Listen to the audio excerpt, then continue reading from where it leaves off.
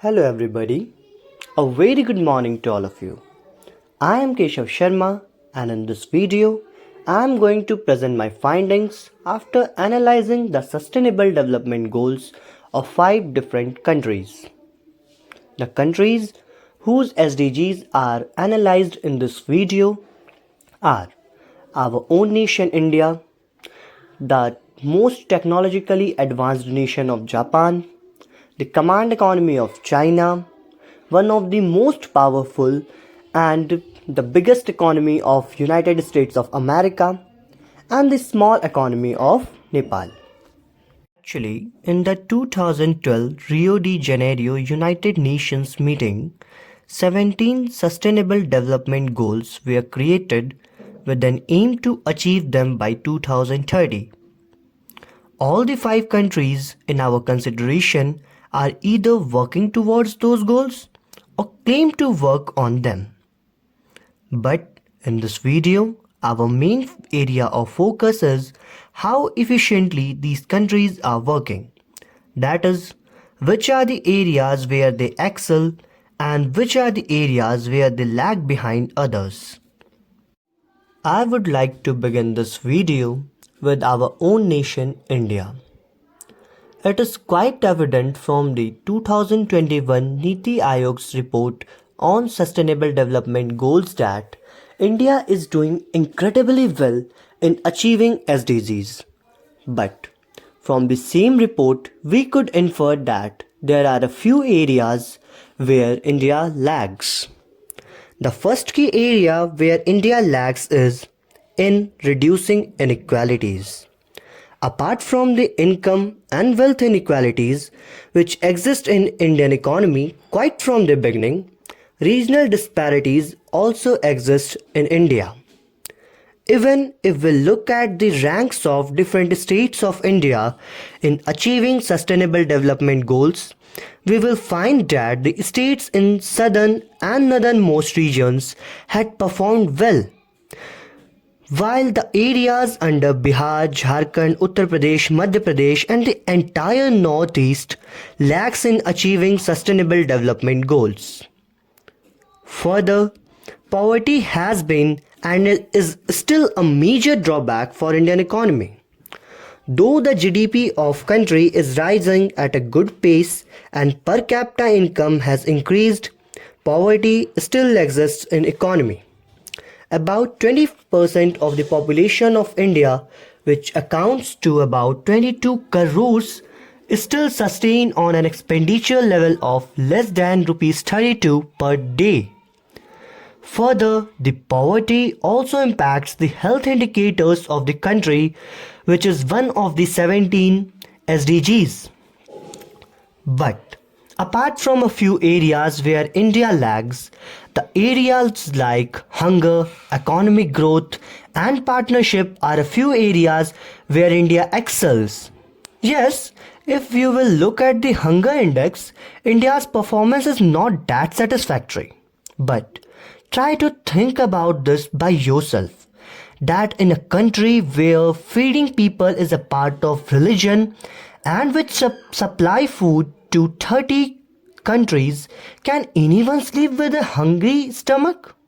No. So I think that the whole world should take inspiration from India for eradication of hunger problem. Moving ahead, if we look at the economy of India, it is flourishing. The GDP of India is rising by leaps and bounds. Though like other economies, India's economy was also hard hit by COVID, but it still showed a growth rate of 8.95% in last financial year. When it comes to partnership for the goals, India is a world leader in it. India believes in Vasudhaiva Kutumbakam and has harmonious relationships with nearly all countries of the world since past many decades. Even during COVID-19, India showed the world that it values lives of people regardless of their country by distribution of vaccines. Hence, we can conclude that Though India lacks in eradication of poverty, reduction of inequalities, and assuring good health, its work for zero hunger, partnership, and economic growth is incredibly well. Now, I would like to extend my discussion to the most technologically advanced country of the world, Japan.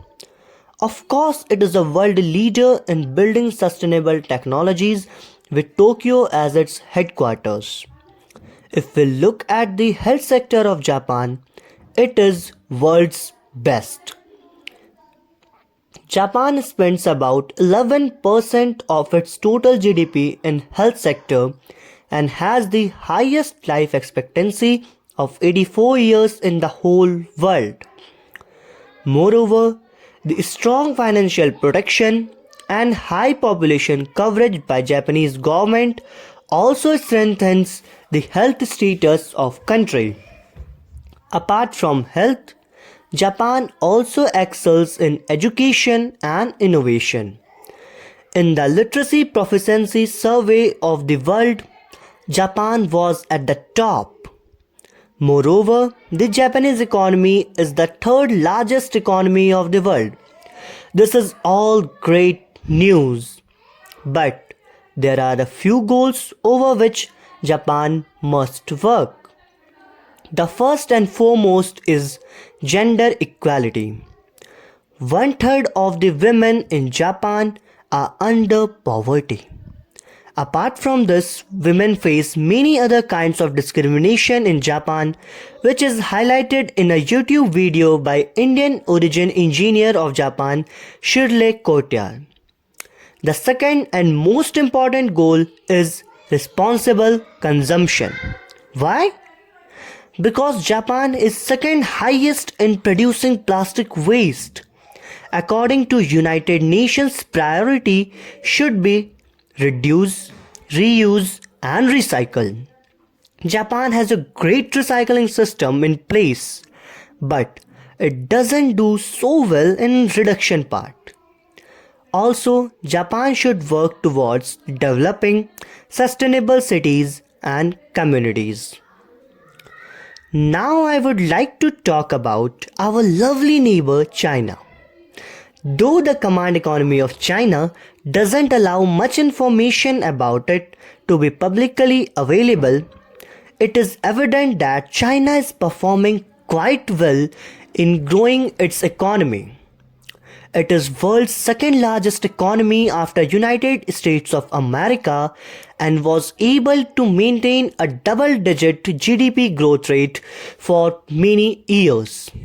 Apart from economic growth, China also excels in education and health sector. But there are hell lot of areas in which China lags.